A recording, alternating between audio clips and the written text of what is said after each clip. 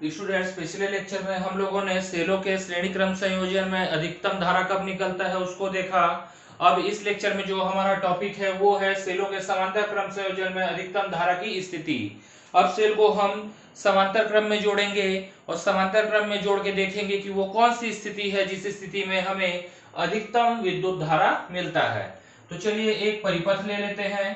परिपथ में हम क्या करते हैं कि कई सारे सेल ले रहे हैं और सभी सेल को हम लोग समांतर क्रम में जोड़ रहे हैं। इस बार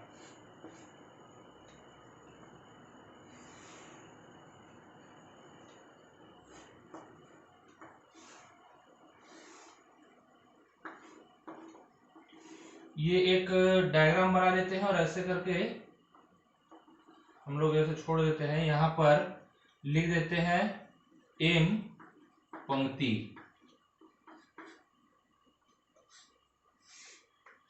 और बाह्य प्रतिरोध जो है उसको आर ले लेते हैं। प्रत्येक सेल का जो विद्युत वाहक बल होगा यहाँ पर वो ई के बराबर है और प्रत्येक सेल का जो आंतरिक प्रतिरोध है वो स्मॉल आर के बराबर है। यहाँ लिखना वैसे संभव हो नहीं रहा है तो मैं उतना लिख नहीं रहा हूं, ये समझ लीजिएगा कि हर सेल का आंतरिक प्रतिरोध आर है। अब इस परिपथ का अगर मैं एक तुल्य परिपथ बनाऊं तो तुल्य परिपथ बनाने से देखिए जो मेरा तुल्य विद्युत वाहक बल होगा वो ई के ही बराबर होगा, क्योंकि हर एक सेल जो है वो समांतर क्रम में जुड़ा हुआ है। तो वो अगर ये 6 वोल्ट के 5 नहीं 10 नहीं 500 बैटरी आप जोड़ दीजिए, अगर समांतर क्रम में जोड़ रहे हैं तो 5 वोल्ट ही उनका विद्युत वाहक बल होगा। अब जो यहां पर हमारा कुल आंतरिक प्रतिरोध आएगा उसको थोड़ा देखते हैं कैसे निकालेंगे। बाह्य प्रतिरोध तो आर ही रहेगा। मान लीजिए कि हर एक सेल का जो आंतरिक प्रतिरोध है वो आर है और तुल्य जो आंतरिक प्रतिरोध है वो आर ई क्यू है। तो तुल्य प्रतिरोध का जो व्युत्क्रम होगा वो आंतरिक प्रतिरोधों के व्युत्क्रम के योग के बराबर होगा। ये कितने बार हो रहा है? एम बार हो रहा है, क्योंकि कितने सेल हम लोग लगाए हैं इस बार? एम सेल्स लगाए हैं। तो 1/r को m बार जोड़ेंगे तो हमारा यहाँ कितना आ जाएगा? m/r। तो जो हमारा तुल्य आंतरिक प्रतिरोध सेल का निकल रहा है वो कितना होगा? r/m। तो यहाँ पर हो गया r/m। इस केस में देखिए सेल का आंतरिक प्रतिरोध जो है तुल्य आंतरिक प्रतिरोध काफी कम आ रहा है। यहां तक हो गया। अब परिपथ में विद्युत धारा बह रहा है I,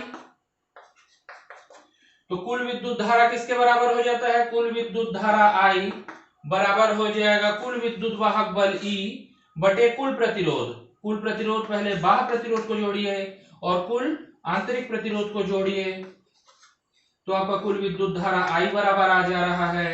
इसको हल करेंगे तो M गुणित E बटे M गुणित R प्लस R। ये निकल गया विद्युत धारा। कब? जब समांतर क्रम में एम सेल्स को हम लोग जोड़ रहे हैं जिस सेल में प्रत्येक सेल का विद्युत वाहक बल E तथा आंतरिक प्रतिरोध स्मॉल r है। अब इसमें दो स्थिति लेते हैं। पहला स्थिति जिस केस में बाह्य प्रतिरोध को हम बहुत ज्यादा ले रहे हैं आंतरिक प्रतिरोध की तुलना में, तो उस केस में m गुणित r प्लस स्मॉल r लगभग बराबर हो जाएगा m गुणित r के। तो विद्युत धारा में देखिए ये स्मॉल r इस बार अब बचेगा नहीं, तो I बराबर हो जाएगा m गुणित E बटे m गुणित R। m और m कट गया तो ये आ गया E बटे R। तो यहां पर आ जाएगा एक सेल की विद्युत धारा। अगर सेलों को हम समांतर क्रम में जोड़ते हैं और आंतरिक प्रतिरोध को कम लेते हैं, बाह्य प्रतिरोध को ज्यादा लेते हैं, तो कुल विद्युत धारा जो है वो एक सेल के विद्युत धारा के बराबर हो जाता है। एक और स्थिति ले लेते हैं। दूसरा स्थिति ये है कि आंतरिक प्रतिरोध स्मॉल r का मान बहुत ज्यादा लेते हैं बाह्य प्रतिरोध कैपिटल R के तुलना में। तो इस केस में m गुणित capital R plus small r लगभग बराबर हो जाएगा स्मॉल r के। तो I बराबर हो जाएगा m गुणित E बटा R। तो यहाँ जाएगा m गुणित एक सेल की विद्युत धारा। देखिए श्रेणी क्रम से जस्ट उल्टा कंडीशन मिल रहा है। यहां पर अगर आंतरिक प्रतिरोध कम है, बाह्य प्रतिरोध ज्यादा है, तो एक सेल के बराबर विद्युत धारा मिलता है। लेकिन अगर सेल के आंतरिक प्रतिरोध बहुत ज्यादा है बाह्य लोड के तुलना में, तो हमें एक सेल के विद्युत धारा का m गुना विद्युत धारा मिल रहा है।